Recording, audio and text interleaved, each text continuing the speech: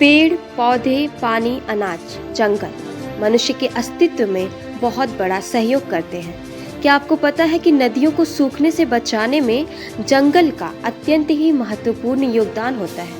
ये बात हो रही है जंगल की, और जब बात जंगल की हो रही हो तो जंगल के जानवरों को भला कैसे भूला जा सकता है। नमस्कार, मैं शिवानी पांडे आज आपको बताने जा रही हूँ जंगल के सबसे शक्तिशाली पशु बाघ से जुड़ी कुछ महत्वपूर्ण तथ्यों के बारे में। चीते बिल्ली की प्रजाति से बिलोंग करते हैं। इन्हें द लार्जेस्ट कैट यानी सबसे बड़ी बिल्ली के नाम से भी जाना जाता है। इनके पास रात के अंधेरे में भी शिकार करने का गजब का हुनर होता है। टाइगर्स भालू, भैंस और हिरन जैसे जानवरों के साथ साथ मछलियों, छोटे पक्षियों और यहाँ तक कि अपने से कमजोर तेंदुए और बिल्ली को भी अपना आहार बनाते हैं। चीते के दहाड़ को 1 मील या 2 किलोमीटर दूर से ही सुना जा सकता है। वैसे तो चीते एक शक्तिशाली और बुद्धिमान जानवर के रूप में माने जाते हैं, लेकिन इनकी तैराकी की कला को भी नजरअंदाज नहीं किया जा सकता। टाइगर तैराकी में एक्सपर्ट होते हैं और 6 किलोमीटर प्रति घंटे की रफ्तार से तैर सकते हैं। इतना ही नहीं, बाघ 7 मीटर की ऊंचाई तक छलांग भी लगा सकते हैं। बीबीसी के अनुसार बाघ 95 किलोमीटर प्रति घंटे की रफ्तार से दौड़ सकते हैं, जिसके कारण ये दुनिया के सबसे तेज दौड़ने वाले जानवर माने जाते हैं। इनकी एक और खासियत होती है, ये अपने पैरों के निशान को छुपाने के लिए पैरों के पंजे को मोड़ लेते हैं ताकि शिकार को इनके बारे में पता ना चले।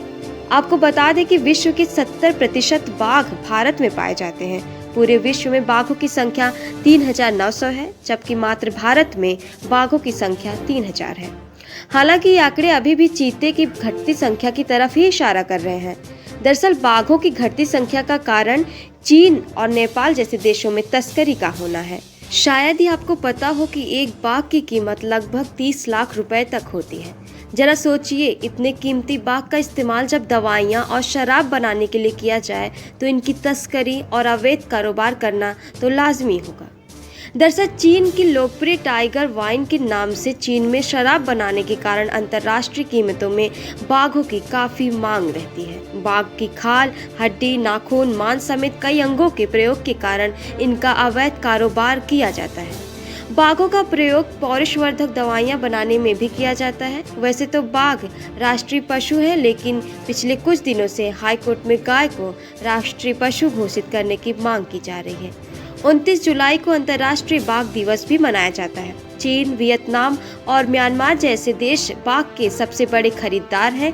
चीन में बनने वाली टाइगर वाइन बाघों की तस्करी में सबसे ज्यादा भागीदारी रखती है।